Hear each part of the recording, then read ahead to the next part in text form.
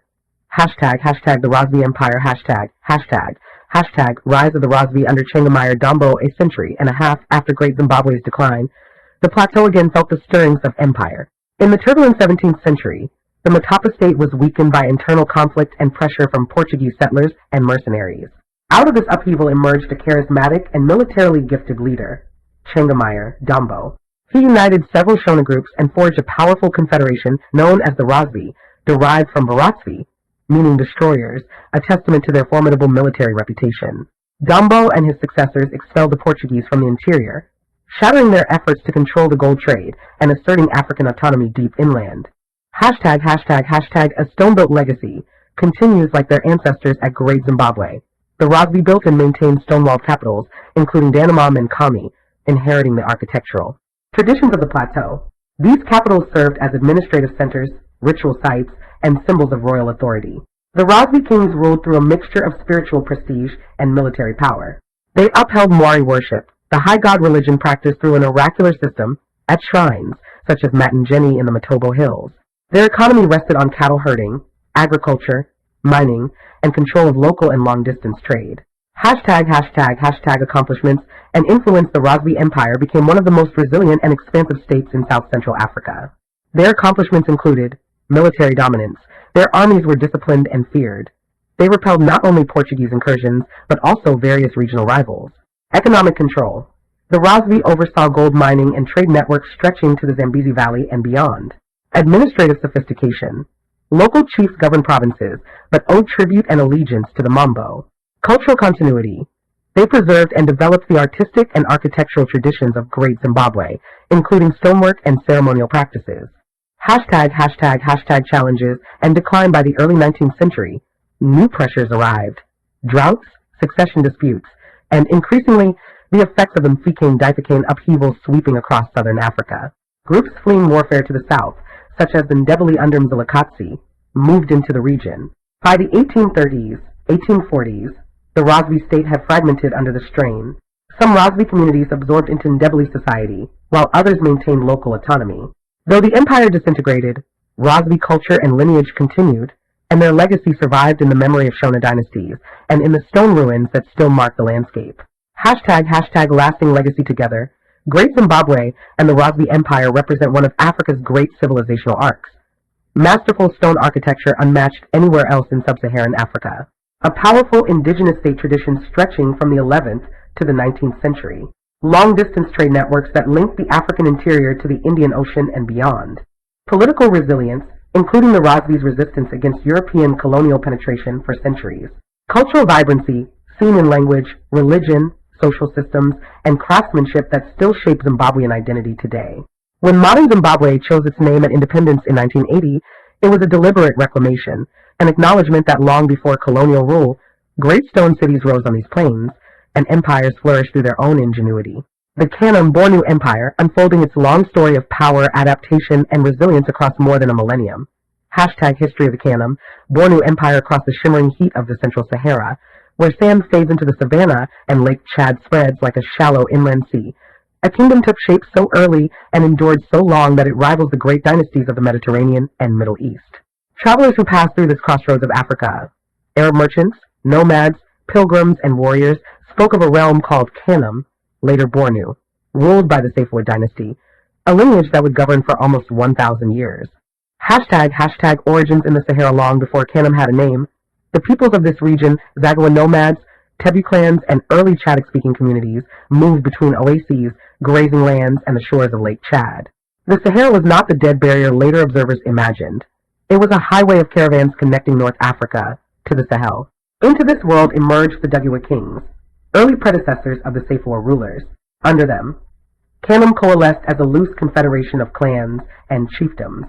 They controlled the trade routes carrying salt, slaves, ostrich feathers, ivory, and kola nuts, linking sub-Saharan Africa to the markets of Tripoli, Egypt, and the Maghreb.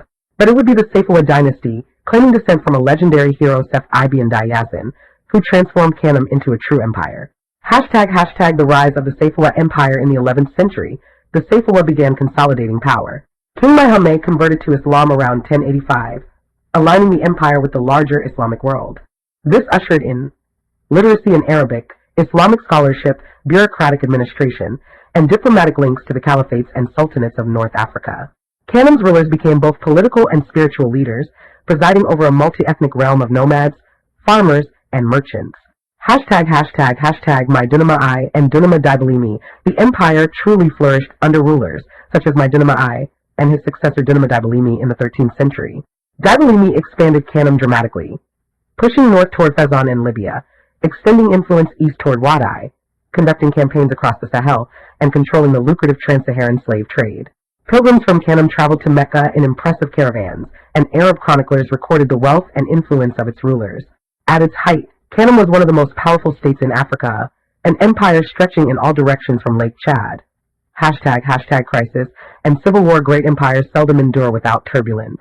In the 14th century, Kanem faced internal conflicts known as the Bilala Wars. The Bilala, a rival ethnic group to the east, challenged Saifowa rule. A century of warfare followed. Kings fell in battle. Factions within the Saifowa clan tore at each other. Finally, in the late 14th century, the Bilala seized Njimi, the ancient capital.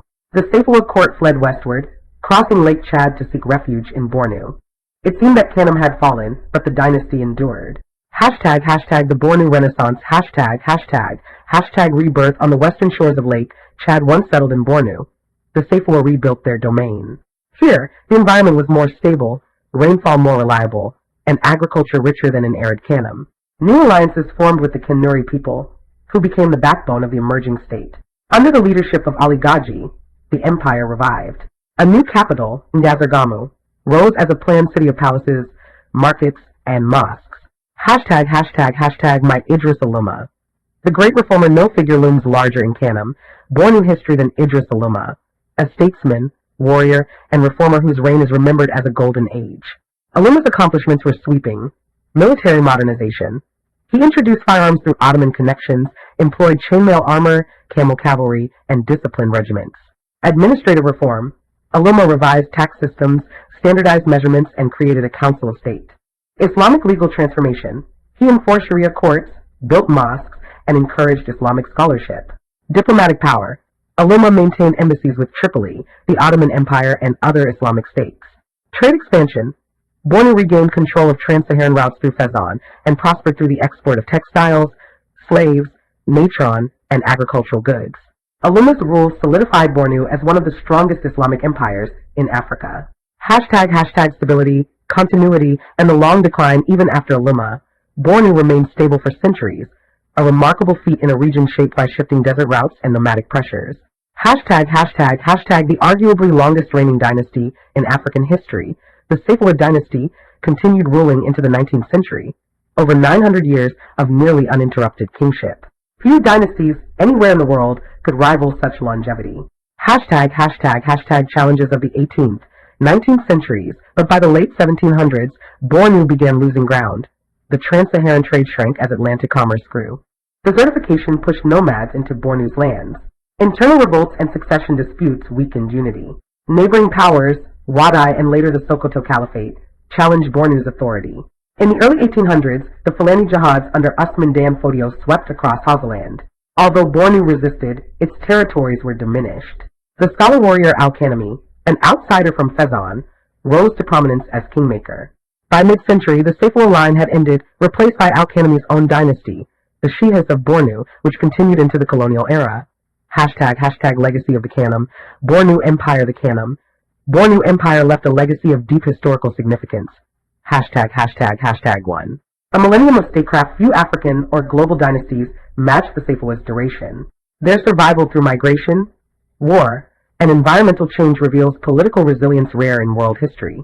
Hashtag 2. A center of Islamic learning canon, Bornu produced Islamic jurists, scholars, poets, and administrators. The region became a hub of West Central African Islam, influencing Nigeria, Niger, Chad, Cameroon, and beyond. Hashtag 3. Masters of trans-Saharan connectivity for centuries, the empire linked the Sahara to the Sahel, trading goods, ideas, technology, and faith between North Africa and the Savannah. Hashtag 4. Cultural and linguistic foundations, the Kanuri people, and languages that still dominate northeastern Nigeria and parts of Chad, descend directly from this imperial legacy. Hashtag 5. Enduring place names and political memory even today, the rulers of Borno State in northeastern Nigeria still bear the traditional title Shehu, inherited from the Kanum Bornu system. Philosophers, scholars, and thinkers of Kanum, the Kanum, Bornu Empire, especially from the 11th century onward, was one of the major intellectual centers of Islamic Africa. While few individual names survive from the earliest period, chronicles and oral traditions reveal a vibrant scholarly culture. 1. The learned courts of the Safwa kings. Kings such as Maidunama Daibalini and later Idris Aluma maintained royal courts filled with jurists, theologians, literary scholars, poets, and scribes. Arabic manuscripts circulated widely, and the rulers regularly exchanged letters with scholars from Cairo, Tripoli, and the Hijaz. 2. The ulama of Ngazargamu by the 15th, 17th centuries. Ngazargamu, the Bornu capital, had schools where law, logic, grammar, and theology were taught. These scholars served as judges, diplomats, and administrators. 3. Islamic philosophical influence. Bornu was part of the intellectual world shaped by Al-Ghazali, Ibn Khaldun, Ibn Rushd, and other classical thinkers. Manuscripts copied in Bornu show commentary on jurisprudence, ethics, government, and metaphysics, evidence that philosophical debates traveled deep into the Sahel. 4. Al-Kanemi. The scholar-statesman, although technically post-Safwa, the 19th century leader Muhammad Al-Kanemi is one of the greatest philosophical figures in West African history. He wrote political and theological treatises defending Bornu against the Sokoto Jihad, arguing that Islam had long been established in Bornu, that justice, not conquest, was a measure of Islamic legitimacy, and that a ruler should govern through consultation, law, and moral conduct. His letters to Usman Dan Fodio and other scholars remain foundational texts of African Islamic political thought. Gun manufacturing and firearm technology. Kanum. Bornu was one of the earliest African empires to systematically integrate firearms into its military via ingenious engineering. 1. Idris Aluma and gun workshops during the reign of Idris Aluma.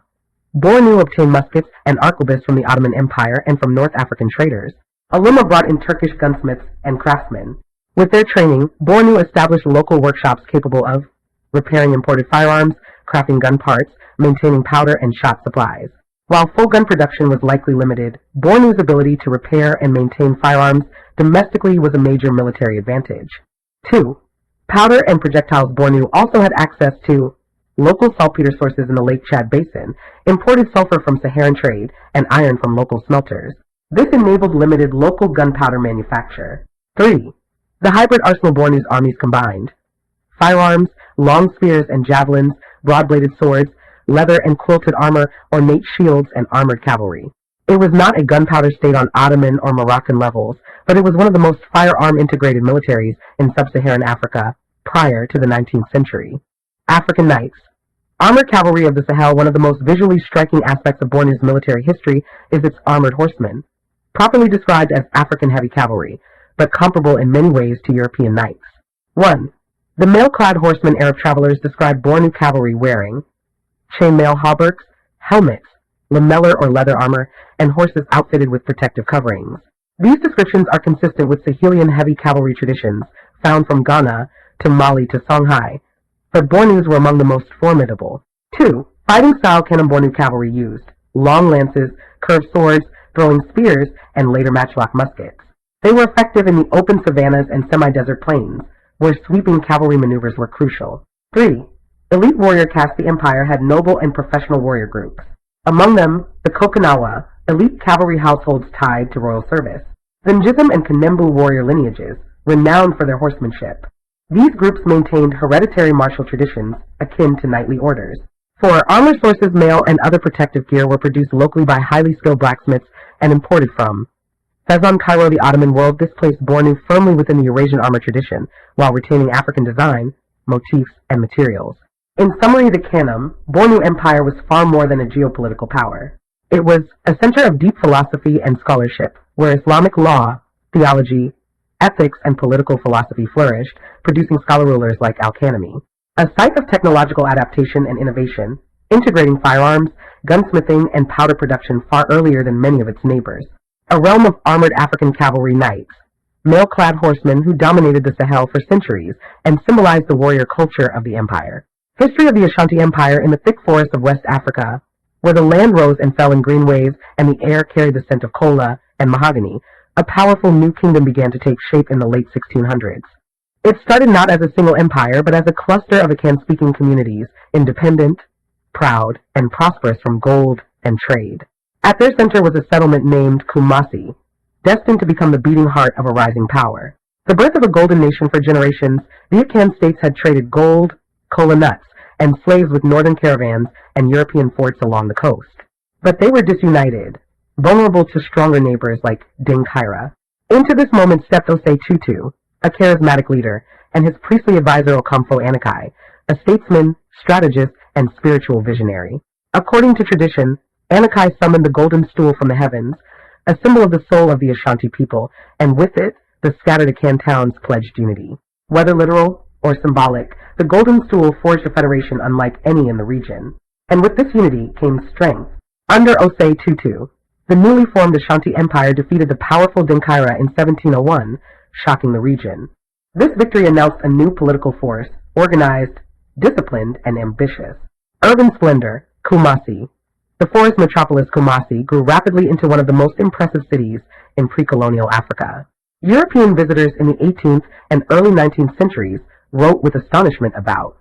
Multi-story buildings, Ashanti towns featured large houses with upper floors built from timber, mud, and later stone, decorated with carved motifs representing clan identities. Sophisticated water management, while not indoor plumbing in the modern sense, the Ashanti developed advanced drainage systems, covered gutters, and organized sanitation that travelers often compared favorably to many European towns of the era. Planned streets and markets, Kumasi's roads were wide and cleared, its markets vast and organized by trade, gold workers in one quarter, cloth dyers in another, weaponsmiths in a third. Medical knowledge and battlefield medics Ashanti armies included medical attendants who carried herbal medicines, treated wounds, and administered antiseptic plant extracts. Their knowledge of botany was extensive, and their healers were respected across West Africa. The city pulsed with life, drummers, gold brokers, weavers, diplomats, courtiers, and scholars, all moving through a landscape of palaces, shrines, and shaded courtyards. A writing system rooted in symbolism, the Ashanti were not an illiterate people. Their system was not alphabetic, but they used. Adinkra symbols, these visually powerful symbols encoded proverbs, political ideas, moral lessons, and historical memory, functioning as a philosophical script worn on cloth, carved on palace walls, and used in state communication. Nsibiti and Arabic-influenced literacy among some northern neighbors, Ashanti diplomats interacted with Islamic scribes and sometimes employed literate intermediaries for record-keeping and treaties. Ashanti information systems, though different from European writing, were highly effective, storing political, legal, and genealogical knowledge through structured symbolism and oral scholarship. The engine of empire, governance, and administration, the Ashanti Empire was renowned for one of the most intricate governmental systems in Africa. The Asantehene, the king, ruled from Kumasi but shared power with the Asante Menhaimu and provincial chiefs, each ruling constituent states under a federal structure. The Queen Mother, laws were codified, courts operated with juries, ambassadors were trained in diplomacy, and taxation systems supported infrastructure, armies, and festivals. This was not a loose kingdom. It was a bureaucratic empire, held together by allegiance to the golden stool and an efficient administrative machine. The Ashanti at war. Strategy, courage, and defiance, the Ashanti military system was one of the most disciplined in West Africa. It was organized into frontline regiments, reserve wings, elite scouts, signal corps, using drums and horns to coordinate movements, and medics who treated wounds and prevented infection. Armed with muskets, spears, and later rifles acquired through trade, the Ashanti fought with coordinated battlefield formations that impressed and terrified European observers. Defeating Europeans, the Ashanti repeatedly defeated European forces, and coastal African states allied with them. Their victories included 1701, 1800s coastal wars, controlling trade routes despite European forts 1824. Defeat of British forces at Nsemenko, where Governor Charles McCarthy was killed and his skull famously taken as a war trophy 1826. Ashanti nearly overwhelmed British-led forces at Dadawa. Despite being fired upon by cannons and rockets, the Ashanti were one of the few African empires that consistently challenged European military ambitions for nearly 2 centuries. Prosperity and cultural brilliance, the empire was built on gold, mined and crafted into jewelry and regalia of extraordinary beauty, Kent cloth, woven in dazzling patterns representing philosophy, power, and identity. Festivals like Aquacity, which renewed political unity and spiritual legitimacy. Medicine, including antiseptic herbs, surgical techniques, and midwifery. Every aspect of Ashanti culture radiated creativity and confidence. The long struggle and the empire's transformation. By the late 19th century, Britain intensified efforts to control the Gold Coast. For Anglo-Ashanti wars tested the resilience of the empire. The final blow came in 1900, when Queen Mother Asantewaa led a fierce uprising against British expansion. Though the British eventually prevailed, they were astonished by the Ashanti's organization, tenacity, and political cohesion. Even under colonial rule, the Ashanti state remained partly autonomous until 1935, one of the few African nations to retain internal sovereignty deep into the colonial era. Legacy. The Ashanti Empire's legacy is immense, one of Africa's most powerful states. Lasting over 250 years, urban planning and architecture admired by Europeans, a federal political system with checks and balances, a military feared across the region, symbolic writing traditions, still globally recognized medical knowledge drawn from deep botanical science, cultural arts that remain among the world's most renowned today. The Ashanti Kingdom still exists in Ghana as a constitutional cultural state. Its king, the Asantehene, a custodian of centuries of history. History of the Benin Empire. Long before European ships appeared off the West African coast, before the world knew of the Americas or the Atlantic Age, a powerful and sophisticated kingdom thrived deep in the forested plains of what is now Nigeria. It was called Edo, though the world later knew it as the Benin Empire. At its heart stood Benin City, a metropolis that amazed traders, diplomats, and soldiers alike. Origins. The birth of a dynasty. According to oral tradition, the early Edo people lived under the rule of the Ajasos, the ancient kings of the sky. But around the 12th, 13th century, political upheaval led the Edo nobles to invite a prince from the Yoruba city of Ife, Oranian, to establish a new dynasty. From this lineage came the Obis, the divine kings whose authority shaped the next 5 centuries. Under early Obis like Yuka I and later Oba, Uwere the Great, the kingdom unified internally, expanded outward, and established the institutions that would define it for centuries: guilds, hereditary titles, diplomatic corps, and an administrative system capable of running a vast territorial state. Benin City. A marvel of the medieval world. To approach Benin City in its golden age was to approach one of the most extraordinary cities in Africa and the world. The great walls of Benin, stretching for thousands of kilometers around the capital and its surrounding towns, were the Aya, the earthworks known today as the walls of Benin. Built as moats and ramparts over centuries, these structures are considered one of the largest earth-moving projects in human history.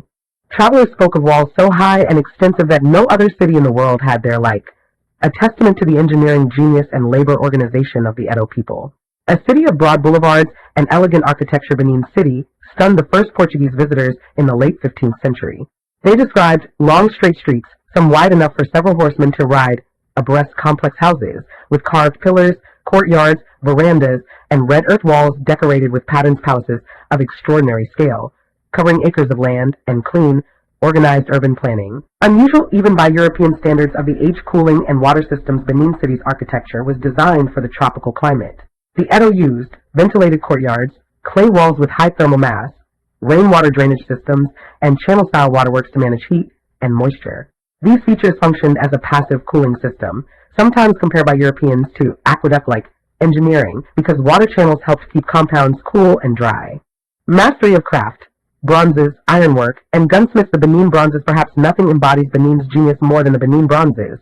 Thousands of brass and bronze plaques, heads, statues, bells, masks, and royal objects created by the Aganaramwan, the Royal Brasscasters Guild. These masterpieces captured the history of the empire, royal ceremonies, and mythic scenes of divine authority. Warriors in coral regalia, dignitaries and foreigners, their realism, sophistication, and lost wax casting techniques astonished the world when they were first seen in Europe. Gunsmiths and military technology. Benin maintained a powerful army. Early firearms came through trade with the Portuguese, but the Edo quickly established local workshops where smiths, repaired muskets, cast metal components, produced knives, spears, and swords, and manufactured locally adapted firearms. European visitors noted the kingdom's independent metalworking tradition and its ability to maintain its own armament industry. Empire and diplomacy. A power on the Guinea coast under Obis like Uwere, Ozoyua, and Essegy, the Benin Empire expanded in all directions. The Obis ruled through a network of chiefs and guilds that managed trade, rituals, justice, and administration. Benin City maintained formal diplomatic relations with Portugal from the 1480s onward. These contacts helped the kingdom acquire firearms and international political recognition, while preserving its autonomy. The kingdom controlled trade in ivory, pepper, cloth, coral beads, and increasingly in the 17th century, enslaved people. Cultural splendor and ritual majesty, the Oba was both king and divine figure, and his palace was the spiritual center of the empire. Coral regalia, carved ivory tusks, bronze plaques, and ceremonial swords, all produced by guilds with centuries-long traditions, surrounded the court. Festivals like Igi reaffirmed the Oba's divine power and renewed the kingdom's spiritual protection. Music, masks, and drumming-filled courtyards paved with laterite and decorated with ancestral symbols. The long shadow of conflict and the 1897 expedition by the 19th century, the Benin Empire remained independent even as European colonial pressure tightened across West Africa. Its cautious and controlled approach to foreign visitors frustrated British trading companies seeking unrestricted access to the interior. In 1897, after a fatal clash involving a British delegation, Britain launched the punitive expedition, sacking Benin City, burning much of the palace, and looting thousands of bronzes and ivories. The destruction was catastrophic, but it revealed to the world the extraordinary artistry and sophistication of Benin. The kingdom survived under British rule, and to this day, the Oba of Benin continues as a cultural and spiritual authority. Legacy, the Benin Empire stands as one of Africa's most remarkable civilizations. The walls of Benin, among the largest earthworks ever built, Benin City, famed for planning, architecture, and urban order cooling and water systems integrated into home design gunsmiths and metalworkers forging and repairing weapons, the Benin bronzes, masterpieces of world art, a centralized monarchy supported by guilds, councils, and courts. A city that astonished Europeans for centuries, a kingdom that maintained independence until the late 19th century, its legacy endures in modern Nigeria and in museums around the world, though the call for the repatriation of Benin bronzes has grown ever stronger. History of the Kingdom of Congo in the lush basin where the Congo River arcs toward the Atlantic, where forests give way to savanna and the land ripples with gentle hills. One of Africa's most remarkable kingdoms emerged more than 6 centuries ago. It was called Congo Giantadala, the Kingdom of Congo, and for hundreds of years it thrived as a cosmopolitan, literate, politically sophisticated state whose reputation reached deep into Europe, the Americas, and beyond. Origins. The forging of a Central African power long before its first contact with Europe, the peoples of the Congo Plateau formed complex chiefdoms, Mbata, Nsundi, Mpemba, Soyo, Mpengu, and others, integrated through trade, lineage, and ritual authority. Around the mid-14th century, these polities united under a powerful ruler known as the Manikongo. Oral tradition attributes this unification to Lukini Luanimi, a charismatic conqueror and diplomat who established the capital at Mbanza, Congo, which later Europeans would call Sao Salvador. From this core, the kingdom grew into a federated empire whose influence rippled across what is now northern Angola, western DRC, and Cabinda. Mbanza, Congo. The hilltop metropolis by the 15th century, Mbanza, Congo had become a bustling capital, one of the most impressive urban centers in Central Africa. Built on a plateau with commanding views of the surrounding lands, it contained grand stone and mud brick residences of nobles, broad plazas for markets and ceremonies, royal compounds arranged around courtyards, and streets lined with craftsmen, traders, and diplomats. The city's organization reflected a centralized bureaucracy, with officials managing taxation, markets, land, and judicial affairs. This level of administrative complexity astonished early Portuguese visitors, who noted that Congo was already an organized, literate, and politically unified kingdom before European arrival. Contact with Portugal. A diplomatic revolution in 1483. Portuguese explorer Diogo Chau reached the Congo River and eventually met the Congo leadership. The Manikongo Nzinga Nkuwu welcomed diplomatic ties, and under his son Nzinga Mbemba, known to the world as Afonso I, Congo underwent a dramatic and deeply intentional transformation. A literate Christian kingdom, Afonso I, ruling from 1506 to 1543, embraced Catholicism not as foreign domination, but as a tool of statecraft, diplomacy, and modernization. He established schools teaching literacy in Portuguese, sponsored students to study in Europe, corresponded with kings and popes in written letters, and built churches using local artisans trained in new techniques. Mbanza Congo became one of the earliest Catholic capitals in sub-Saharan Africa, complete with stone churches, written archives, and multilingual elites. Artisans, guilds, and new technologies Congo blacksmiths, woodworkers, masons, and weavers absorbed and adapted foreign methods. Metalworkers refined iron and copper into jewelry, weapons, crucifixes, liturgical objects, and regalia that blended European forms with African aesthetics. The kingdom's diplomats traveled to Lisbon, Rome, and even the Americas. Congo had become, by the early 16th century, a hub of global exchange, extraordinary in its reach and confidence. Government, a centralized and structured empire, the Mana-Congo ruled through a structured hierarchy. Provincial governors for regions like Nsandi, Mbata, and soil royal councils overseeing military logistics, taxation, and justice, a capital bureaucracy managing land rights, tribute, and diplomacy, hereditary aristocrats whose titles defined their authority. Congo's political structure resembled a constitutional monarchy more than an absolute one. Councils could check the Mana-Congo's power, and succession laws were complex but regulated. Military strength and regional power the Congo army combined. Archers, pikemen with long spears. Shield-bearers, elite troops from noble clans, and later, firearms imported and repaired by Congo smiths. Battalions moved in organized formations, commanded by nobles who were also provincial administrators. For centuries, the kingdom held power over tributary states, coastal neighbors, and riverine chiefdoms, maintaining influence through diplomacy as much as force. Cultural brilliance Congo's artisans produced some of the most distinctive artistic traditions in Africa, including carved power figures, delicate crucifixes blending Christian and Congo motifs, and regalia of raffia, shells, beads, and feathers. Ceremonial staffs, woven textiles, the kingdom's cosmology blended Catholic and Congo spiritual systems, creating a uniquely African Christian tradition, one that later influenced Afro-Atlantic religions in Brazil, Haiti, and Cuba. Strain, conflict, and civil war of the 17th century brought turmoil. The Atlantic slave trade intensified, destabilizing regional politics. Provincial powers like Soil grew increasingly independent. Conflict with the Portuguese colony of Angola led to battles such as Mbwila, where Mana-Congo Antonio I was killed, triggering succession crises.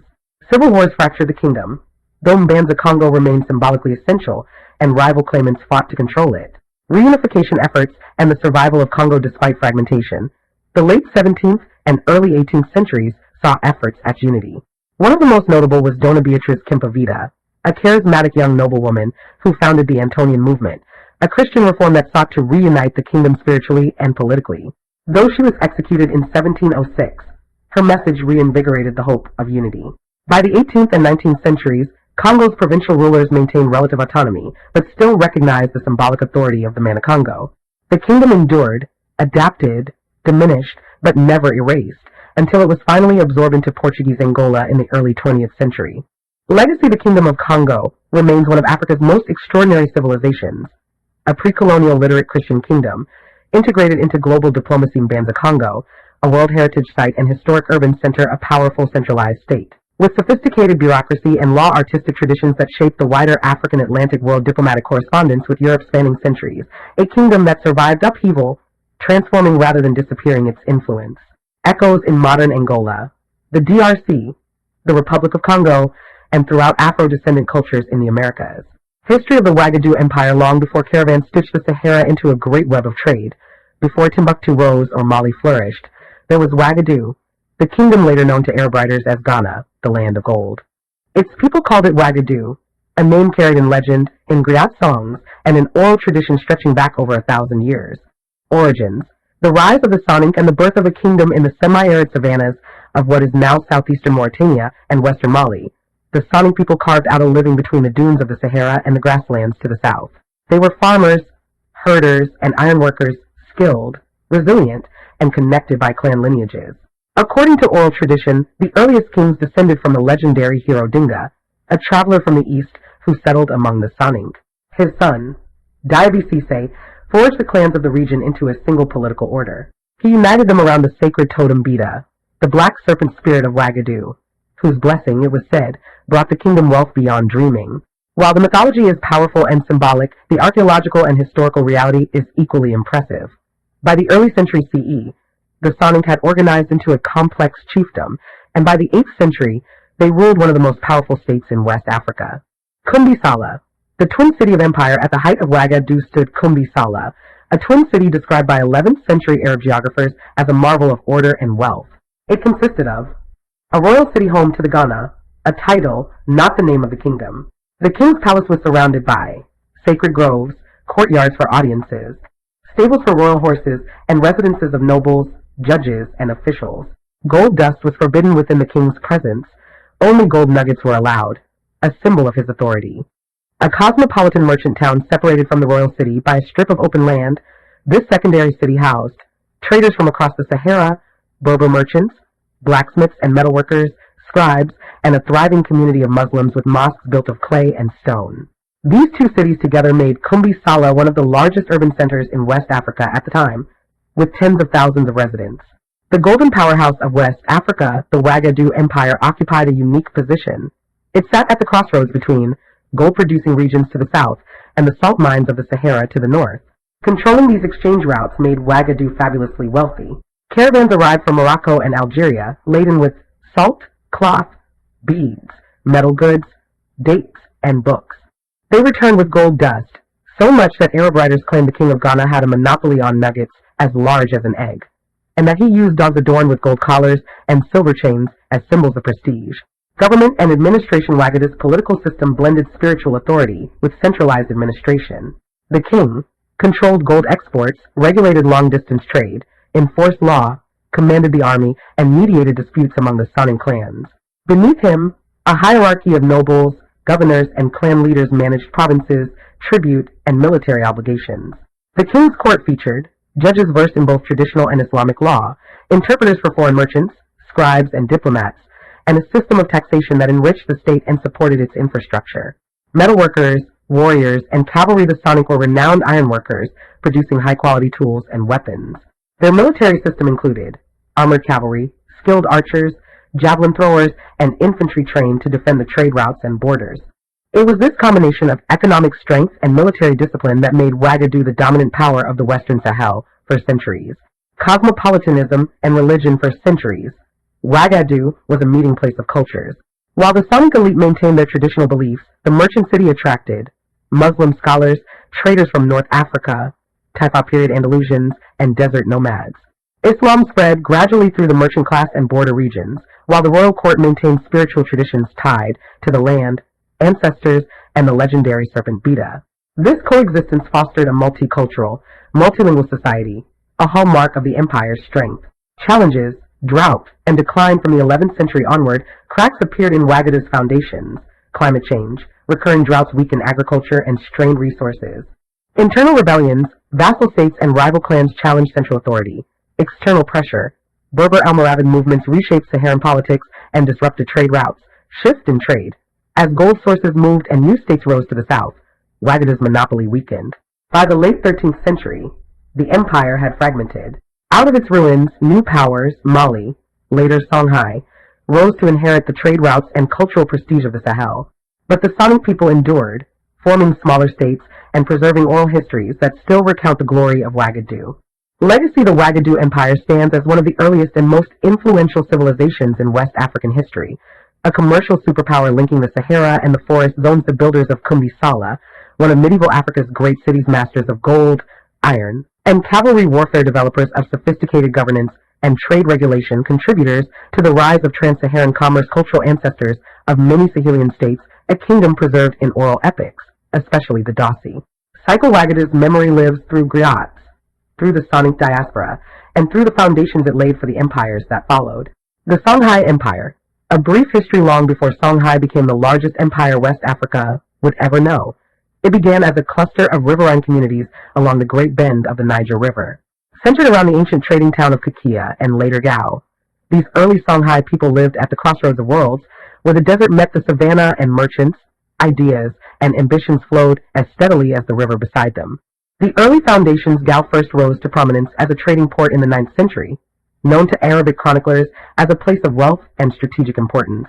Sitting along the trans-Saharan trade routes, it thrived on commerce in gold, cola nuts, slaves, copper, and salt, and developed early ties with North African Islamic merchants.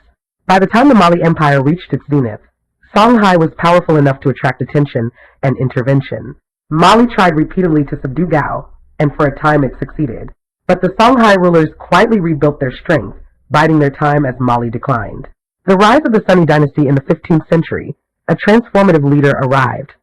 Sunni Ali, remembered in Songhai oral tradition as a warrior magician, strategist, and empire builder. Under Sunni Ali, the Songhai seized the opportunity created by Mali's weakening and expanded rapidly. They conquered Timbuktu, driving out factions that threatened stability. They captured Jen, one of West Africa's richest commercial hubs. They secured river routes and fortified their borders. Sunni Ali blended traditional Songhai spirituality with Islam, appealing to both local populations and Muslim merchant communities. He built a powerful river navy, an innovation that allowed Songhai to control the Niger River as if it were a royal highway. The Askia era. Songhai's golden age after Sunni Ali's death, one of his generals, Askia Muhammad Tur, rose to power and ushered in Songhai's greatest age of prosperity, administration, and learning. Under the Askia dynasty, government and administration, a centralized imperial bureaucracy emerged. Provinces were governed by appointed officials, tax collectors, and judicial officers. A standardized system of weights, measures, and taxation improved trade. Islamic law shaped governance, but traditional local customs remained respected. Askia Muhammad's pilgrimage to Mecca became legendary. On this journey, he established diplomatic ties, recruited scholars, and returned with new ideas in governance, education, and trade that enhanced Songhai's reputation across the Islamic world. A world of learning and culture, Songhai cities became intellectual capitals. Timbuktu, with universities like Sankore, housed tens of thousands of manuscripts on astronomy, medicine, mathematics, jurisprudence, and history. Gao remained a royal and commercial center adorned with mosques, palaces, and bustling markets. Jen thrived as a cosmopolitan trading hub, connected to caravans stretching into the Sahara and beyond. Scholars, poets, jurists, astronomers, and traders from across North Africa, the Sahel, and even the Middle East found homes in Songhai cities. Economy and technological accomplishments, the empire's prosperity rested on a complex economic system. Control of trans-Saharan trade routes allowed wealth to flow into Songhai. River agriculture, especially rice, millet, and sorghum, fed the cities. Craftsmen produced textiles, leatherwork, iron tools, ceramics, and jewelry. A sophisticated network of canoes and river ports linked the empire's interior regions. Songhai engineers also enhanced irrigation and floodplain management along the Niger, enabling more consistent agricultural output. Military power, the Songhai army was one of the most formidable in West African history. Cavalry dominated the open savanna. Infantry held fortified cities. A large river navy secured trade routes and troop movements. Their ability to project power over desert, river, and savanna terrains made the empire uniquely adaptable and resilient. The fall of a giant by the late 16th century, internal disputes weakened the empire. The Askia rulers quarreled, provincial governors tested their autonomy, and old alliances fractured. In 1591, Morocco, seeking to control the gold fields of West Africa, launched an invasion with gunpowder-armed troops. Despite their immense size, wealth, and experience, the Songhai forces were outmatched by arquebuses and cannons. Key cities fell, trade collapsed, and the empire fragmented into smaller states. Yet even after the fall, Songhai culture, languages, and traditions endured through centuries, shaping the societies of the Niger River Valley into the present day. The Mali Empire, a grand history of the center of the world before Mali became the beating heart of West Africa. The land was a patchwork of kingdoms, river settlements, and trading towns woven together by the slow, majestic flow of the Niger River. Long before its fame spread across continents, this region was a crossroads of cultures, where Saharan caravans met forest merchants, where blacksmiths forged iron in glowing furnaces, and where griots whispered the memories of centuries. Into this world rose a legend, Sundiata Keita, the Lion King, whose story, half history, half epic, still echoes across West Africa. His victory over the sorcerer king Samaro Kante in the 13th century became the foundation of an empire that would one day reach from the Atlantic coast to the gates of the Sahara. Thus, the Mali Empire began its ascent, bound together by diplomacy, kinship, military brilliance, and the gravitational pull of trade. Foundations of a golden civilization, the earliest Mali kings built their power on two things, iron and the river. Masters of iron Manding blacksmiths were famed for their skill, working in the glow of clay furnaces that breathed fire like living creatures. Their iron was shaped into tools that transformed farming and weapons that armed warriors. Spearheads and arrow tips, iron-forged armor, reinforced shields, agricultural tools that made Mali's fields bloom. This iron technology became part of Mali's political and spiritual world. Blacksmiths were respected as artisans, mediators with the spirit world, and keepers of essential skills that allowed Mali to thrive. A kingdom shaped by water, the Niger River was Mali's bloodstream. Cities and farms spread along its banks, and a network of ports and ferry crossings tied the empire together. Over time, Mali developed a river navy of war canoes, some large enough to carry dozens of men, used to transport soldiers, secure trade, and patrol river routes from Niamey to Timbuktu. This naval capability gave Mali unmatched mobility and control over its core territories. 2. Rise to empire. Sundiata and the Keita dynasty Sundiata Keita united the Mande heartland and laid the foundations of an empire built on controlled trade routes, vassalage from conquered cities to Bara, a grand council of elders, aristocrats, military leaders, and representatives of clans, a hierarchy of nobles, generals, merchants, and grasped tolerance for many religions and cultures. From this structured state emerged one of the most stable and prosperous governments in medieval history. A network of cities under Sundiata and his successors, Mali blossomed into a constellation of cities. Niamey, the capital and royal seat, Timbuktu, the jewel of commerce and scholarship, Gao, a major trading crossroads. Jen, the center of architecture and river trade, Walata, gateway to the desert routes. Each city grew distinct, yet all were woven into a unified imperial system upheld by cavalry, merchant guilds, river fleets, and an efficient taxation system. 3. The Age of Wealth. Mali as the center of the world by the 14th century, Mali was more than an empire, it was a world power. Caravan masters from Morocco, Egypt, and the Maghreb recorded its wonders. Mapmakers placed it at the heart of Africa. Merchants crossed hundreds of miles of desert because Mali was worth the journey. Trans-Saharan trade. Mali controlled the lifelines of the Sahara.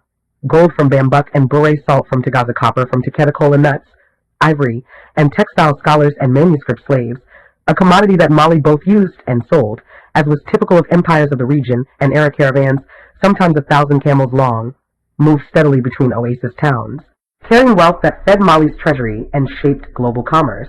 Knights of the Savannah. The Mali cavalry. Mali's army became legendary. At its heart were its cavalry units, warriors who rode into battle adorned with quilted armor, leather breastplates, iron spearheads, and saber shields reinforced with treated hide. The cavalry were Mali's equivalent of medieval knights, elite fighters who could traverse long distances across the Sahel, enforcing imperial law and defending trade. The infantry, supported by the navy, protected river crossings and fortified cities. For Mansa Musa, the emperor who made the world take notice, the golden age reached its peak under Mansa Musa Keita I, whose reign transformed Mali from a wealthy kingdom into a global marvel. The pilgrimage that altered world maps. When Mansa Musa set out in 1324 on his pilgrimage to Mecca, he traveled with tens of thousands of attendants, hundreds of camels, vast quantities of gold. He gave so generously in Cairo that he reportedly devalued gold for years, causing inflation. Yet the true impact of his journey was cultural.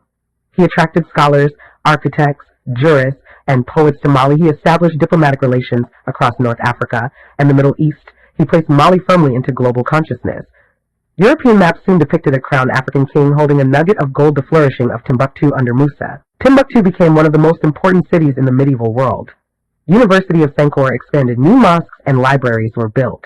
Manuscript culture flourished. Architects like Al-Sahili contributed to the region's unique architecture. Musa's legacy turned Mali into a beacon of learning and commerce.